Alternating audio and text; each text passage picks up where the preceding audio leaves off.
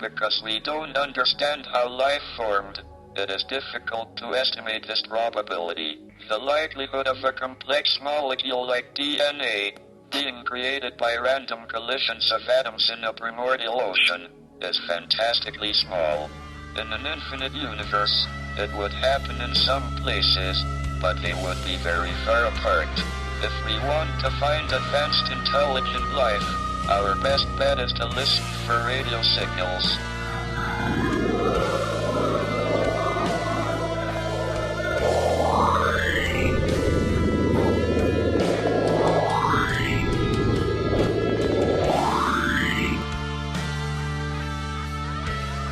Look up to the stars and the forests that surround. Do you see them? Do you hear them? Are they there?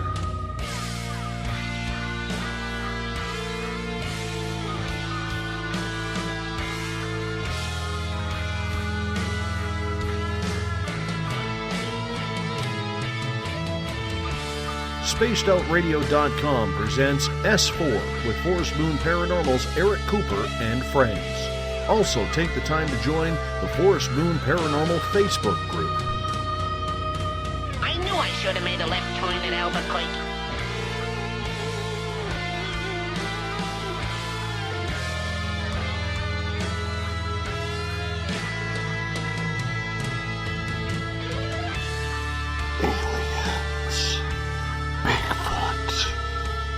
Conspiracy, Area 51, Dogman, Ghosts, Cover-Ups, UFOs.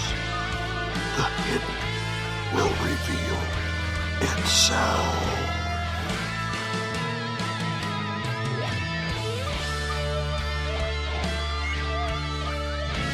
It's one small step for man, one giant leap for mankind.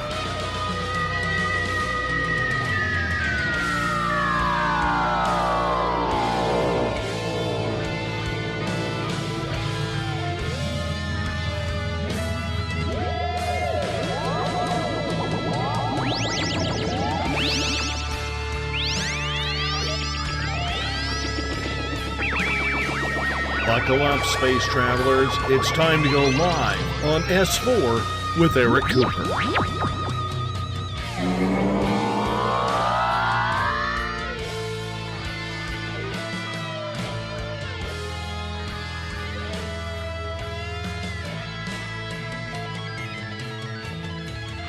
All right, welcome everyone to S4, coming to you live from the mountains of concrete, Washington, and Seth Kinsey in New York.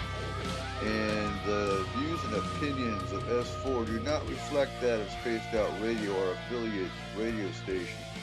How you doing tonight, Seth? Oh, everything is tip-top shape. What's going on, Coop? Oh, it was so nice out today. It's almost like it's spring. I don't know if it's spring or not, but the hummingbirds are out. I took the kids up on the mountain. We got some mushrooms. The morels are popping up everywhere. It's great, but it looks like it's going to rain again. So here we go again. And, you know, I've noticed a pattern during the show that our internet stays okay till about 2. So I think we have a good hour and a half of a show. And a lot of good stuff happening. Folks, we actually now have an S4 YouTube channel. I'm working on getting all the archives transferred over to video so I can upload them over the channel so you can listen to them whenever you want over there as well. And as soon as I figure out all the technical stuff, we will be going live on YouTube as well. So we have 2 different platforms running because we are a global show. I check the stats every once in a while. Hey, Teresa just jumped into the chat room. Outstanding. But, you know, we actually have listeners in Norway, Iraq, South Africa. Of course, we have our group in Australia. They're always awesome. Sweden, UK, I can keep on going on. Hey, Joe, how's them pointy sticks doing? We got Joe in the chat room. Hell yeah. Ain't official till the pointy sticks are out. Oh yeah, he makes a great ones. He needs to come to Paracon. You know what? I'll give him a free booth if he comes to Paracon to sell pointy sticks. There you There go. you go. I Yeah, have to say something, Coop, man. Uh, we have fans and listeners all over. You're mentioning all these countries, and I'm not knocking terrestrial radio by any means, but it always bugs the piss out of me whenever I say, okay, well, I'm on a paranormal program with my buddy Eric Cooper, and it's called S4. It's paranormal radio. right. And they say, oh, what station are you on? Shit, I'm all over the world. But what station? The They don't FCC get it. censors the hell out of you. Yeah, they don't get it. They think it's a podcast, and podcasts are great. Don't get me wrong. Technically, we're a podcast. When we do a pre-recorded show and then bump it live when it comes to midnight, that's a podcast, and I get that. I and I've been on a lot of podcasts. I've been on a lot of different radio stations, a lot of different podcasts, interviews for Forest Moon Paranormal and whatnot. And I think podcasts are great. I think it's up to the DJ. It's up to the interviewer, the host. That's the one that makes the podcast, makes it or breaks it. So even if we had to, for whatever reason, like we've had to do before with pre-record, we still make a good show. Tonight we're doing Q&A. I was kind of disappointed. Actually, I was really disappointed because we did our Forest Moon training yesterday, and there's only like myself, my mate, and Corey Ruiz. Corey Ruiz rocks. He does. He's my right-hand man when it comes to Forest Moon Paranormal, as far as the local side of it goes. And hold on, I'm gonna try something here. I'm gonna try something. All right. We're gonna try pulling Corey into this chat. Ooh, that'll be awesome. He's been biting at the bit to get on radio. So we're trying The merrier. Indeed. Answer your phone, Corey. All Answer right. your phone. There you are. How you doing I'm there, here. Corey? Tonight is good. Good. Oh, now it's a party. What's up, Corey? Hey, Seth, how's everything? Oh, man, everything is wonderful. Now the gang is all here. This is awesome, And guys. I've got to answer Joe. You know what irritates the most out of me is we have training, and every time I announce training, I've got more excitement from out-of-staters that would just love to do paranormal training for an active team. But when it comes to the locals, whatever. You know what? I don't need training because nothing is going to attach to me. I don't need to worry about it. But I've got all these people out of state going, God damn, I wish you were closer. Well, yeah, I wish you were closer too, because we'd actually have a group that, was active. But anyway, for those that are listening, in May, the second Saturday of May, up here in Concrete, we're doing wilderness survival, land navigation, and first aid. That's our next training session. To me, training's important. It's just like the military. You need to train to stay on top of your game. That's the bottom line. If you don't train, when the worst case scenario happens, you're not ready for it. So, training's important. Yeah, not only that, Coop, but if this is a first aid one, and especially with your QRT teams and everybody who's interested in that, if you're not going to come to the first aid, then you're really missing out, because that's one of the most important, because when you're dealing with the supernatural and you're dealing with stuff that may not necessarily have arms and legs but can still hurt you, You're gonna Exactly. want to wish that you knew how to put something on that. It's gonna need more than a Band-Aid sometimes. And if I'm bleeding out and I look over you and you're like, I don't know what to do, say, you asshole, you didn't go to training with Coop about first aid. Exactly. Exactly. Now, I got I've got a few questions. Tonight is a Q&A show, and we're going to talk about. Hold on a sec here. Technical difficulties. Come on, open up. Gotta open my notes here. So tonight we're going to talk about a little bit of Illuminati, because I'm the first one to admit, when it comes to our show, we're not always accurate. Um, when we did our Illuminati show, we could only rely on the resources and the references that were available. I've always heard the theory that the Illuminati was founded and started and manipulated by the reptilians. Now, I've got two different sources right now that are verifying that indeed the Illuminati was not started by the Masons like our research showed. Because according to our research, Adam Wineout, who was a master Mason out of the UK, started the Illuminati. He did not. The Illuminati was started thousands of years before the Masons got involved. And we'll get to that. That's actually going to be some future shows. Based on a whole lot of resources that we do have. And we are putting together a research team to help us when we get to some of these deeper topics that we're going to be talking about. But, so,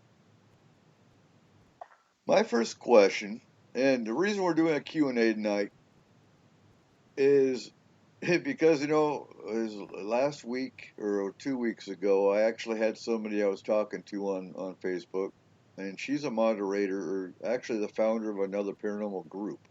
Now, groups and teams are two different things. You got a lot of paranormal groups on Facebook.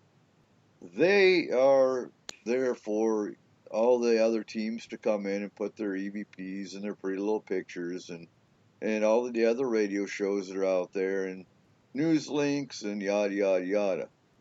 Teams, well, they go out and get the pretty little EVPs and the nice little pictures and, they're the ones that go out and do stuff. But she runs a pretty active group. And so she was asking me a lot of alien UFO questions, and I was like, well, damn. Tell you what, make your list of questions, and we'll actually make a show out of it. And I put out on Forest Moon that if you got questions, then bring them up and we'll answer them. She never got me any new questions, so basically what I did, I went back and pulled all the questions that she's asking me up, and I'll answer them on the air here. So the first one is, why are new races visiting Earth? So what do we think? I think there's a lot of new races that are out there that have been picking up on the signals from SETI for part of it. And in some cases, based on their technology, it takes them a little longer to get here. In some cases. What do you think? You want to take a crack at that one, Corey? Yeah, sure. As my thoughts come about it for a second here, in all of the past shows that have been done, we think about the fact that all the different studies that are talking about all these different races out there that are having basically skirmishes and arguments over Earth. That's going to create a stir. It's going to create a commotion. You can't tell me that other races out there, ones that maybe didn't know about us before, aren't going to notice. Pure curiosity, I think, would be enough to start bringing newer races over this direction just to see what's going on. Good point. Mm-hmm. What do you think, Seth? Mm-hmm. Well, my theory is pretty simple. I've always wondered, like you mentioned the signals from SETI, but I'm thinking all of our radio transmissions, any energy that we put out there. You know that when it comes to terms of energy and the way things work in the world of the unseen, is energy doesn't stop. It may change form, but energy cannot be destroyed. Now, with that being said, we have all these hundreds and millions of hours of transmitted television, transmitted radio, and perhaps how we are at a certain level technologically, how we are at a certain level spiritually. Well, perhaps maybe some of these races, some of these other species and such, have been picking up on us the whole time. However, they kind of waited for that proverbial needle in the haystack. So maybe something we've transmitted has finally gotten to a certain technological level, or maybe there's been certain keywords that they've waited for, that as soon as they picked up on them, they're thinking, okay, well, now they're not walking on their knuckles anymore. Let's go see what these guys are up to. Yeah, the Anunnaki fixed us, along with 22 other races. So let's go see how far they've advanced. Good point. Excellent point. I don't know if they fixed us, but right. And now they've just made us barbaric. I wouldn't go with fixed us. Which brings us to the point we're going to discuss later. We don't like talking politics a whole lot on the show, but we are going to discuss Trump and Syria. I'm not sure what you found out. That'll come up later in the show. We're going to do some Q&A first, and then we'll discuss Trump and Syria and what's going on with that. Trippin. Oh, I'm glad Trippin made it. Excellent. He's the one that hates hearing about politics, but I want to see what his comments about Trump and Syria are. But the next question comes up: are we ever going to be rid of the bad aliens? Well, we have malevolent aliens and we have benevolent aliens, good and bad. What you see as heat lightning is quite often, sometimes it is, the hot and the cold clashing, but other cases, it is actually the good and the bad races that are actually battling. That's not always heat lightning. So, based on that, and for any new listeners, and we have our live crew that jumps in and listens live, and usually we have probably about 30 to 40 that actually listen live when we go live broadcast. But then we have another 100 that listen by download or they listen later on. And so for the new ones that come in and listening, go look in the archives. In the archives, we actually covered 100 species or 100 races that have visited the planet, live here on the planet, or are known throughout government sources. But make sure you check out the alien race shows that we did, and you'll hear a lot more information. And there's a lot more information coming because I'm about to find the upgraded book. It's actually on video. And real quick, an update about Paracon. Christina George is actually coming from California. I'm stepping down as a speaker so I can cover logistics more. And Christina George is actually going to cover alien abduction and alien races for our Paracon. I'll be covering alien races at Dave's Paracon in Canada.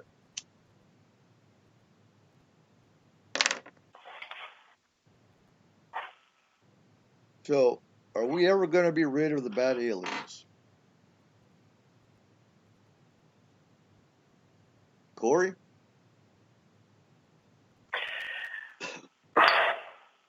I don't know, to be honest. I mean, you look at our own society, just our own society. You see how many malevolent people there are, and I'm not just talking about what you see in the lower class section on a daily basis that you see on the oh so great news. I'm talking about look at the rich malevolence. The very top 1% who just really don't care about anybody else but themselves. If you just base it off our own society of will we ever get rid of the malevolent aliens?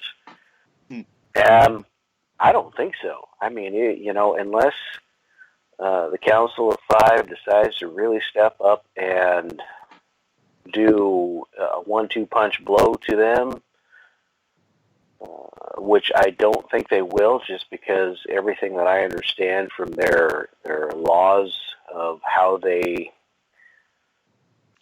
protect us but don't interfere, supposedly. Right. Yeah, I just don't see it. It's going to be one of those things where it's going to be an ongoing thing throughout time until everyone on this planet finally becomes aware of what's there. And I think probably the only way that we get at least the malevolent off this planet is when we step up and make that happen somehow. And that's a good point.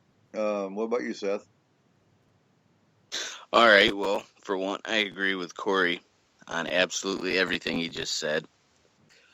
But I have to add, really, when you look around this world, when you look around everything that's going on, and I hate to say this, and I really don't want to be the turd in the punch bowl, but when you look around the world right now, evil reigns. Most of the news we hear is bad news. Most everything you hear about is negative. Someone's dying. Someone's murdered. There's poison in the water. There's conspiracies to shorten our lifespans with the Georgia Guidestones and things like that. And I have to wonder at the Council of Five, because I know that they play a hand in how things are going on Earth, but you have to wonder at the intergalactic power struggle because of the negative influences that we face. I see like people find hope in their religion and in their faith, or in just generally trying to be a good person. And whatever the case may be, it seems that the negative aspects of the universe are really the things that are just pounding the hell out of us right now. So as far as never really leaving, I don't know. My guess is if we really did want them to leave, for one, I mean, in a universal scheme of things, you never really realize how small we are as a planet, as a civilization, until you look up at those stars and you see something that you can't explain, or maybe you've had an experience. Having an experience, with another thing, having an experience with a ghost or a spirit or a demon, it has a different effect on you than if you have been visited or have had your family visited. And, I'll be honest, I've been sitting here pondering things. We had a visitation in the house the other night while I was at work. Not at work, but here at home. And I will get into that at another time, maybe broadcast about it, because not everybody is comfortable discussing it yet. But when you really realize that there's something out there besides us, then you know how small we are. And I just have to say, maybe we won't be rid of them until we are at our maximum efficiency to fight off all these evils. And maybe we won't get the help we need universally until these other races that are involved see that we can hold our own as good as we would be expected to be. So there's my answer on that one. And very good point. And you got to understand, too, the very beginning of civilization already had negative aliens here. When the Anunnaki and the 22 races came and manipulated the DNA of our species, the reptilians were already here. And the Anunnaki and the 22 races, they didn't want to stick around the planet. Some of them did. Some of the Anakim actually did stay around. And I'll get to your question, Ronald. I'll get to it here in a second. But you know, no, I don't see them ever leaving. And as far as Joe, who is fighting the bad aliens, the good aliens, and I believe certain governments on this planet are fighting the bad aliens. But at the same time, certain governments on this planet are in bed with the bad aliens. So, you know, it's kind of a no-win situation. Are they ever going to leave? No, I don't see it. Now, Ronald's asking, is the moon its own light source? And, you know, that's an excellent question. I don't have a good answer for you. I can tell you this, when they dropped the lunar lander, I believe it was, on the moon, it rang like a bell.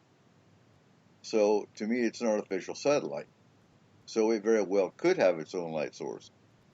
But I can't give you a valid answer on that. Good question. No, that's a question. I don't even think Markham would have a good answer for that one.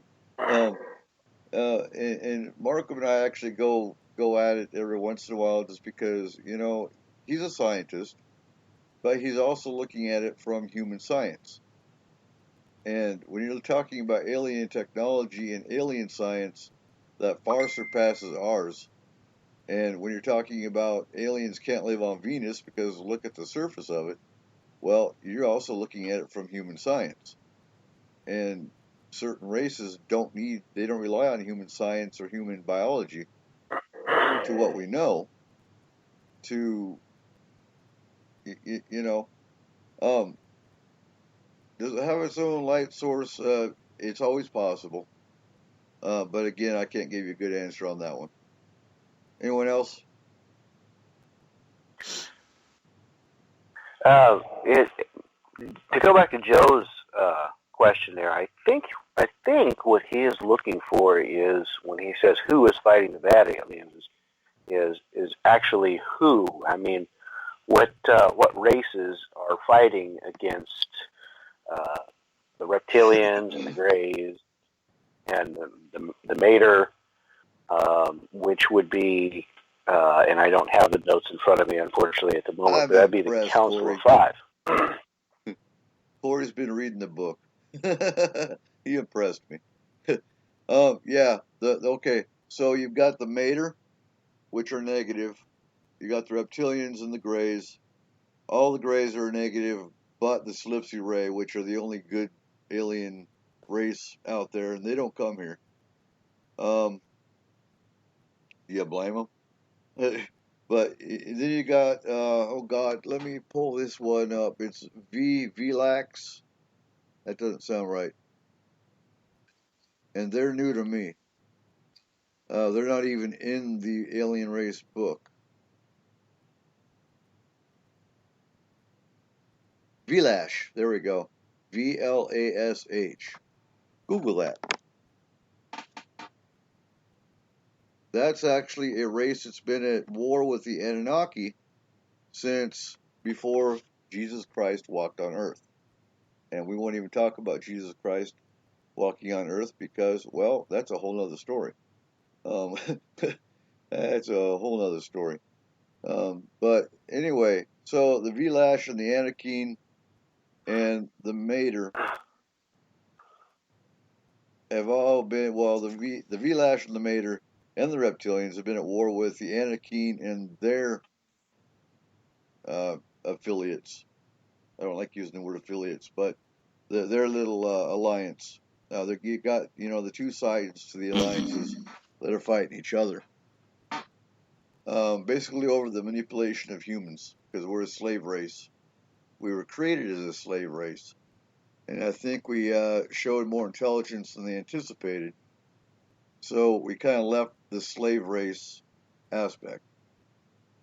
Yes, Christopher, the Mater are the malevolent. They are one of many malevolent.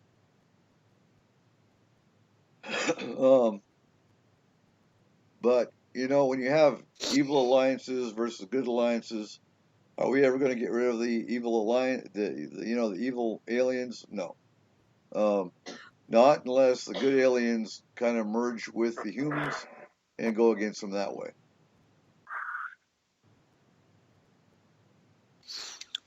I have a few questions that had been presented to me. You guys may find them interesting. I've picked out some. One of them, I don't name listeners on the air unless they've given me permission. Mm-hmm. But when they hear these questions, they're going to know who they are. And this one, I think is actually maybe the question of the night. As far as what's been presented to me, I still have some very good questions. But my son asked me, and now we got Corey here, so I'm going to ask you too.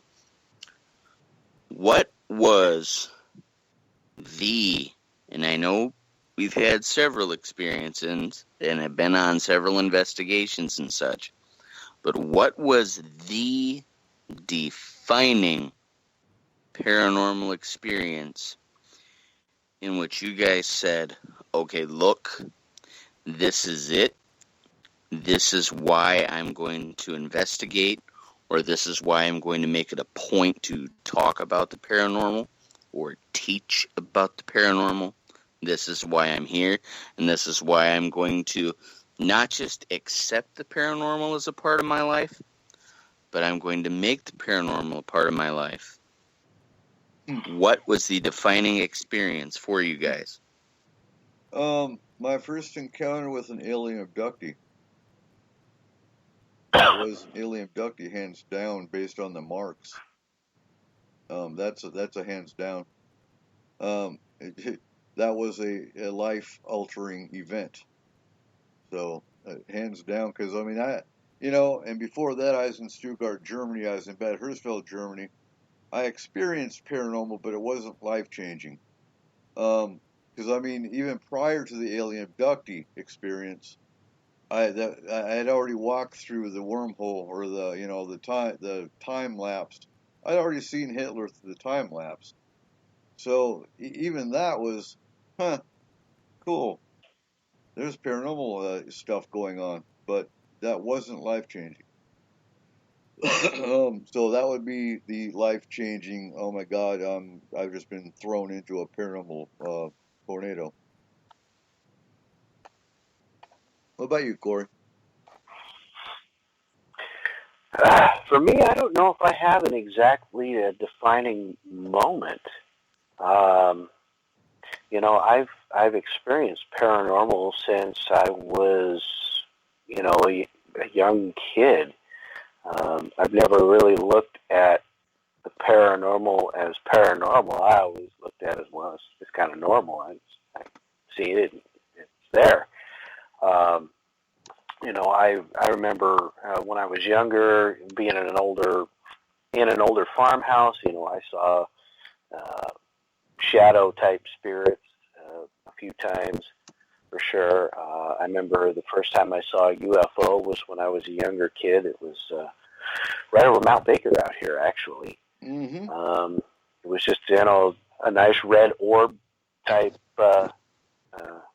object. It kind of hovered up by the peak area of the mountain for a bit. It moved very unlike any terrestrial craft, for sure. Just kind of did a couple of left-right maneuvers and then took off straight up like gangbusters. I mean, it was just gone. As I, started getting a little bit older, I realized that had a lot of empathic gifts, I guess you would say. Sometimes I think they're a little bit of a curse, but had that going on and didn't really realize what it was until it was much later. And really, I wasn't able to get involved with the paranormal like I wanted to because I never found an outlet. And actually, where I found my outlet was doing some mechanic work for Mr. Cooper. So the rest is kind of said and done. There, here I am. Indeed. And yeah, speaking of Mount Baker, there's even as a child, I heard rumors that there was a UFO mothership that was known to hover over Mount Baker all the time, and that's why you don't. What people what people see as a mist or a cloud that is always over the mountain is actually hiding or covering up this mothership that's supposed to be hovering over. But again, I wasn't interested in UFOs and aliens growing up, not even a little bit. My first encounter was at the age of, I guess, anywhere between the ages of 12 and 14, because I can't pin it down. And that was when I saw the whatever it was that scared my cows and made them run all the way back to the barn, about 2 miles. So, and even then, it was just, okay, whatever, this is paranormal. And even growing up at 7 or 8 in Burlington, my cousin talked about a shadow on a ceiling, that they had a ghost, and even then it didn't really interest us. I might watch and I see we're losing our internet. Damn it.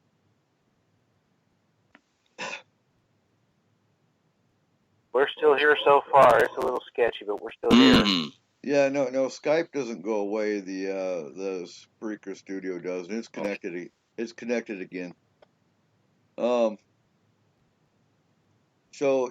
yeah, Okay, good. Even growing up, the paranormal just didn't interest me. So, what's your next question?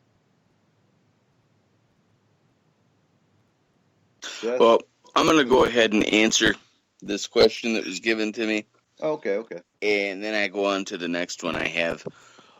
Well, I've had so many things happen in my life that you can say, okay, this is a coincidence and that is a coincidence. But then there's just too many damn coincidences, and I know I'm not crazy. Am I off a little bit? Yeah, I'll admit that. I'll be the first to tell you that my sense of humor sometimes, some people can take or leave it. But, growing up, I was always taught that there were things spiritual out there, that there were things that there were unseen out there. And it was presented to me in such a way that, I could wrap my head around it.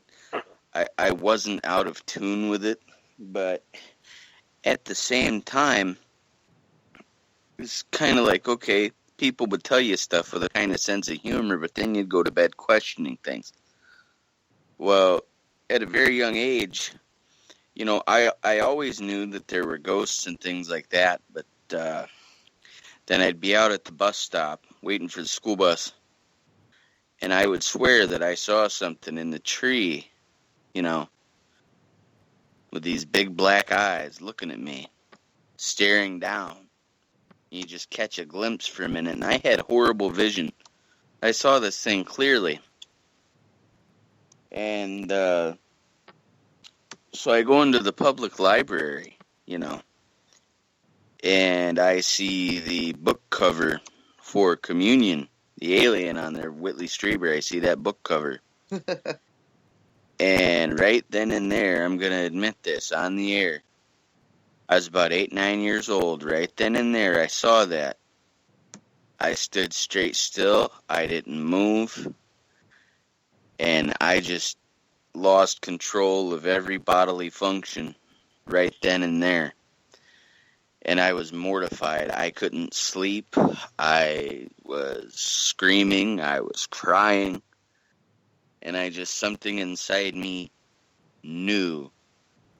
And I mean, when you're a kid, kids are easily scared, but this was a type of fear that still to this day I can't wrap my head around. And then you combine the experiences that I've had. I left Islam not long ago. I'm an apostate of that religion for my own reasons. But I was training under Ben Halima as a jinn catcher and exercising the jinn and such. And I've had my own very scary experiences with that. But I I can't believe that only one type of religion or one religious sect is able to fight away evil. I think that would be a very unfair advantage in the universe if only one group of people could do it. So I think the power is in us. But it's funny because, okay, my high school logo was a green M. The Indians. My wife's high school, at least for a little while, green M.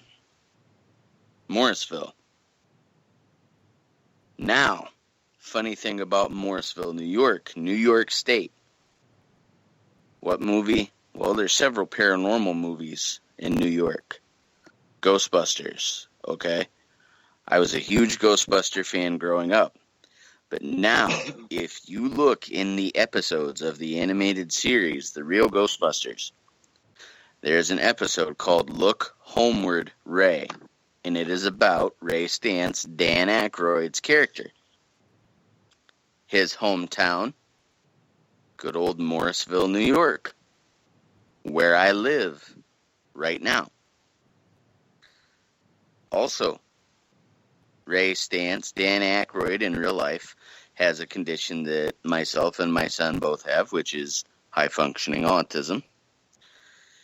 And there's just too many similarities to count. I will tell my full story in another program, but when a coincidence is no longer a coincidence, there has to be some kind of hard truth etched in there, and that's where it stands with me. I'd like to interject in with a point here for a second, too, because you brought up religion there. And, here's how my opinion, just going to put that out there, my opinion here. Because I figure I'm gonna piss somebody off. So, but religion itself is, personally speaking, I think more of a man-made setup, and it's to control people more than anything at all. And you see it all the time as this religion breaks off of that one and changes this and changes that, and they change what's in the books and everything else. And it's always to get the people to follow them and do what they want them to do. I think we have to take a step back and look at things spiritually. Don't look at things necessarily from a religion standpoint, because any religion can say this, can say that. But when you looked at actually all the bases of all of the religions, when you look at them all together, were all originally at one time saying the same things. And I think it's time that we look at things less from a religious standpoint and start looking at things at a spiritual standpoint. How we treat people, how we do things, our own morals, and being spiritual about it, and less religious, because I have seen more immoral stuff happen from religion than anything else, I swear. That's just my point on that. Well, and that came up in my sociology class that I was doing, and that, do you need really, my question for one of my papers I had to write was, do you need religion to have morals? And no. Morals are morals. Everyone's got morals, but they don't need religion to have them. Morals have been around long before religion was created. And you're absolutely right. And that's going to come up in another show, and it's going to piss a lot of people off, because the Catholic Church itself was created by the reptilians. And I will find documentation, and I will show you where this comes from. But the reptilians actually created the Catholic religion, because who's the Vatican? Come on now. The Vatican covers up so much and has so much documentation of religion in general hidden in their own vaults. It makes more and more sense. The more I'm learning through my research I've been doing, you don't need rocket scientists to understand it, and you definitely don't need it's common sense. And the more pieces to the puzzles I'm getting from various sources I'm hearing from, Christina George being one of them, it's like, really, And more people are getting away from religion in general and turning spiritualist. You can have a higher power without being religious, whether it's the light switch on the wall because you know the light's going to come on, um, or whether it's the tree in your yard. You know, it can be anything, but you don't need religion.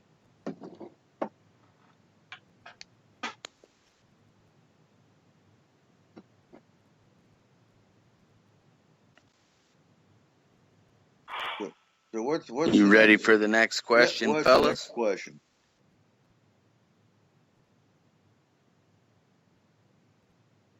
All right. Far away. I'm not qualified to answer this one. I have my own theory, but I'm not going to put it out there. I'd much rather hear from you guys. Now, this person who asked is a listener. I know you know her, Coop. Corey, I'm not sure if you do, but I don't name anybody's names on the air unless they tell me to.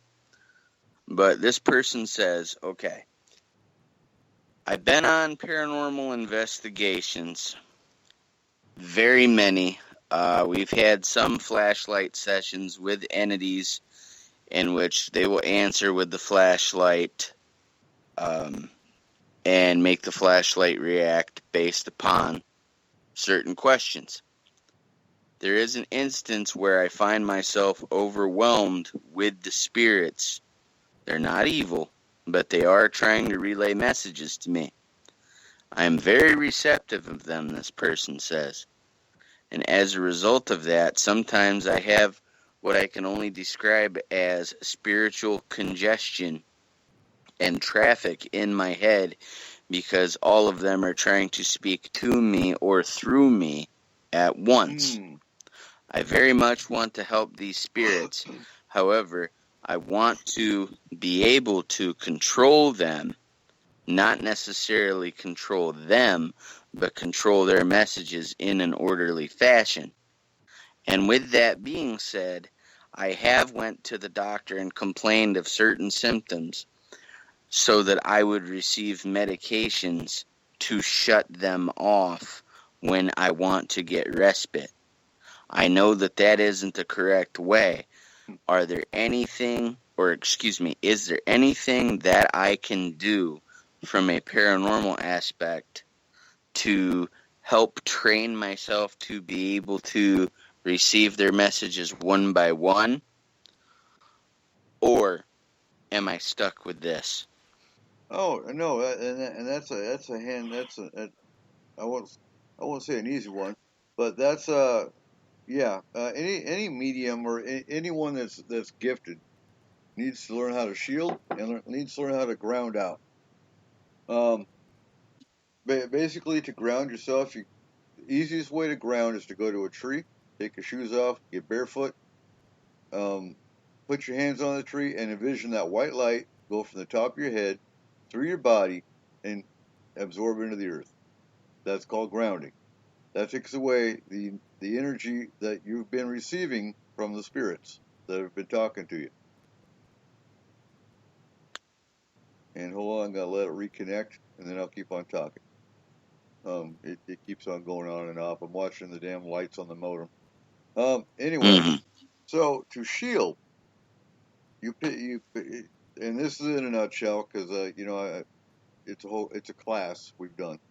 To shield, you basically picture yourself inside a bubble, and you push the bubble around you, kind of like a sphere, and to where you're pretty much enveloped in this bubble. That's a basic shield, but yeah, it's something you have to work on all the time. You don't just do it once and then quit. We can put her in touch with someone that can guide her. Well, we can put her in touch with someone that can mentor her, essentially. But yeah, medication is not the right way to handle that one, for sure. But yeah, and there's a lot of mediums. There's a lot of people that are gifted that don't know how to handle it. Control is not the right word because you'll never control a spirit. That's a wrong choice of words. But yeah, You got anything to add, Corey?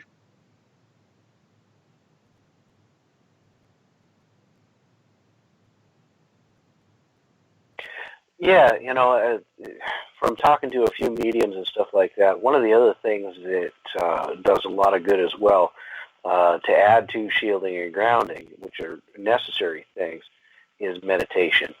Um, you know, before going into one of these situations, I would definitely recommend doing some serious meditation, and focus on keeping her mind clear, keeping her body clear, and during that meditation, use that as part of the shielding as well, where they could really reinforce what can and cannot come through. And then once she's in that situation, making sure that she states, along with keeping the shielding up, making sure that she states very clearly, look, I'm only allowing you to do this. And trying to stay focused with that. I think that will help considerably. But yeah, I mean, when it comes right down to it, this is one of those things where it definitely would be a good idea to have somebody, as with anything in the paranormal, have somebody who's been there doing it for years, who has had a chance to learn and train themselves how to do this stuff. Work with those people to absorb that knowledge and that skill to help you as you go and do this stuff within the paranormal. Mm-hmm. All right, Seth. What's the next question? Next question. Okay. Next question I have is, we know that there's all different kinds of paranormal entities, from aliens to cryptids to ghosts and to just unexplained occurrences and events. Now, in your knowledge, have you ever seen any instances where these beings have interacted and quite possibly have worked together for whatever reason? And have you found a reason? For example, have ghosts or demons been present during alien encounters? Oh yeah, most definitely. And the reason the reason for many of them is when you have a portal or something like that on either the property or in the house. Personally, I haven't seen it. We've had cases involving it, and that's usually where the astral team comes in, and they usually handle the astral team usually handles the ghost, spirit, demon, entity side of it, and I handle the alien side of it to the best I can. There's not a whole lot you can do other than help the client. Now, there's been a lot of cases where Bigfoot's been seen coming and going from UFOs or interacting with aliens. So you got the cryptid alien connection. We've had a couple cases where aliens were abducting while there were entities in the house as well. Now the alien, the entities are there all the time, whereas the aliens come and go. Are they connected? No, I wouldn't say in those circumstances, but I would say they don't really interact either, though.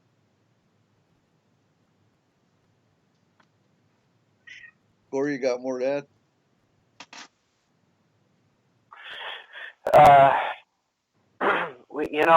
And be honest, I haven't seen the connections myself, but there, if you think about,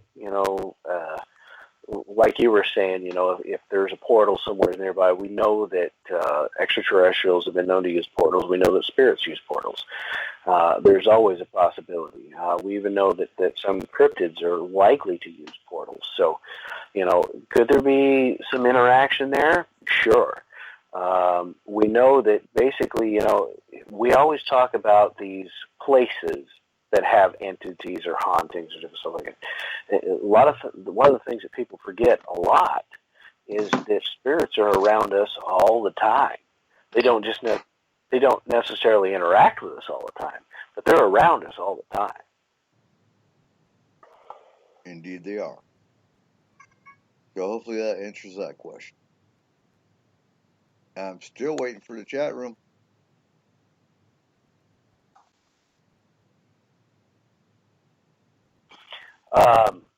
And actually, if I could, I kind of have a theory type question that I would like to pose to you two gentlemen, if I could. All right. So I've been thinking about a couple of things, and we know that we've talked in the past about aliens and some of the hybrid programs and stuff that they've had going on, and mixing in genes and playing around and messing with stuff. And something that I had thought about the other day, we have people in society nowadays, and it's been around for a while, but I think we probably notice it more. Certain people that are ultra aggressive, and have basically no emotion on what they're going to do, when they're going to do it. People that can just, 1 second be talking to you, the next second be tearing your head from your body. And I have been in the wonder of could this be, and I mean not all of it, I'm sure, but could some of this be some of the results, or maybe some of the rejects of the hybrid program? It's possible, but you have a whole lot of different avenues that could be from. That could be MK Ultra, mind control. That could be chemtrails. That could be hybrid rejects. That could be schizophrenia. That could be possession. That you could take that a whole bunch of different ways. You'd have to look at the overall picture, though. What else is going on besides just aggression? But yeah, you could take that on a whole lot of different levels.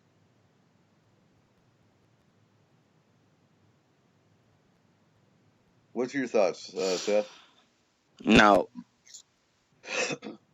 okay, my best answer for that is it's plausible. I could definitely very see that as a possibility, because my theory behind the rejected hybrids would be simply that, and this isn't to, ease the pains of anybody who's ever lost a loved one before their time or anything like that, but my theory ties in here. You have on both ends of the spectrum with that coming out in that way, it's plausible. But then, let's throw religion aside for a minute and just look at the fact. And he's thinking, okay, how does religion play into this? Look at a lot of your prophets in history and how they all supposedly had died before their time. Whether or not they were crucified, whether or not they were poisoned and killed, for whatever reason, the story goes, they come here, they do something special, they leave. And that story is even told, by Superman, for example, when he comes and he's the ultimate Boy Scout and then Doomsday kills him. When you look at that, I have to wonder if our rejected hybrids are on that end of the spectrum with the aggression and the outbursts and what you saw.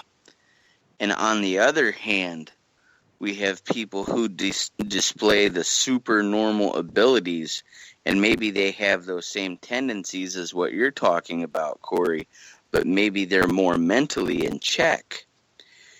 And what happens is these things that we perceive, again, it goes to earlier with Coop talking about our science as we know it versus alien science. Well, if you take our science back through history, other people are going to say magic. Okay, well, when you take that into consideration and people see the things like that they say Jesus did, they say that Muhammad split the moon in half and various other different things. But in looking at that, maybe the aliens see, okay, there's our hybrid. He's too powerful.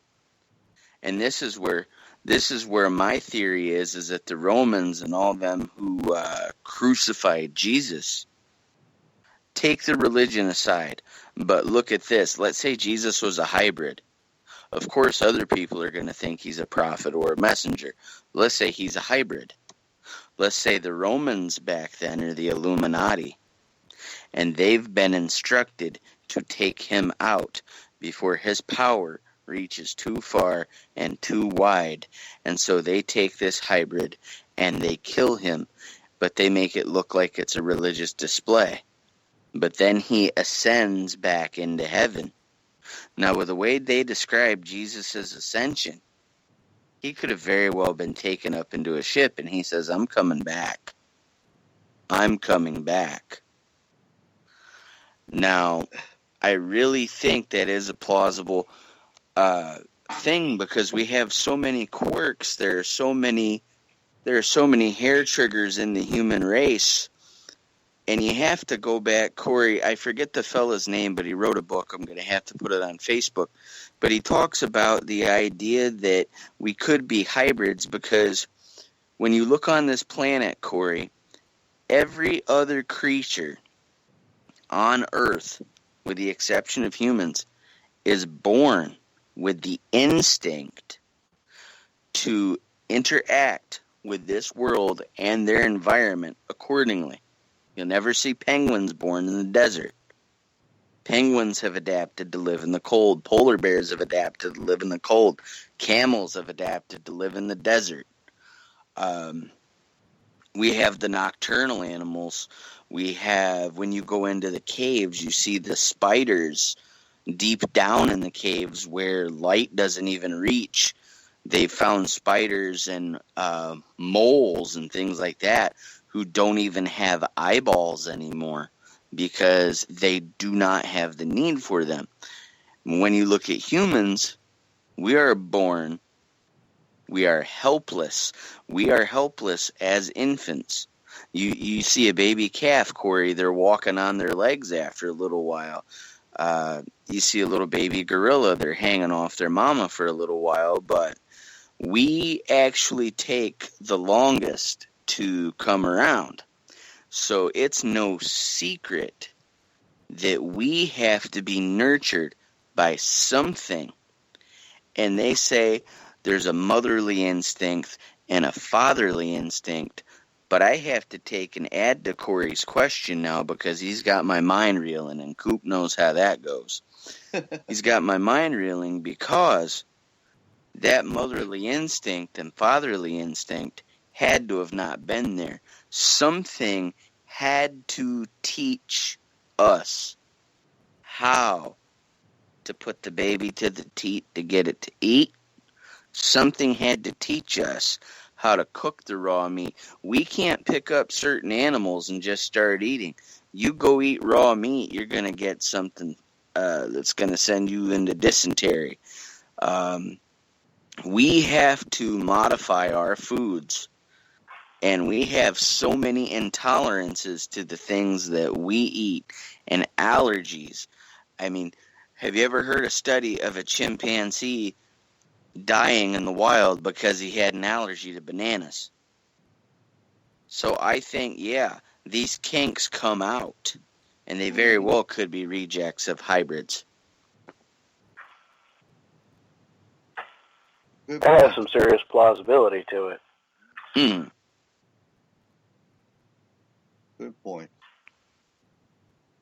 You know what? I think we're disconnecting like every 10 seconds. And yeah, I think we're gonna wrap this up. And all right, we're gonna figure out what's going on with the internet. And all right, we'll definitely carry on this. I think we're gonna have Seth and Corey on as co-hosts all the time, if you guys are both up for it. That sounds like a plan. I'll do it. I'll do it as I can, but my biggest problem is I got to get some sleep before I get up at 6 o'clock in the morning to go to work. So Right. that's the hardest part for me. All right. Well, that's awesome. Thanks for awesome. being on the show. Well, hold on, let me reconnect. All right, we're gonna wrap it up, folks. Internet's just getting too stupid here. So y'all have a great week, and stay tuned for next week as we carry this on. And on that note, I hear Bumblefoot. Y'all have a good night. Sounds like a plan.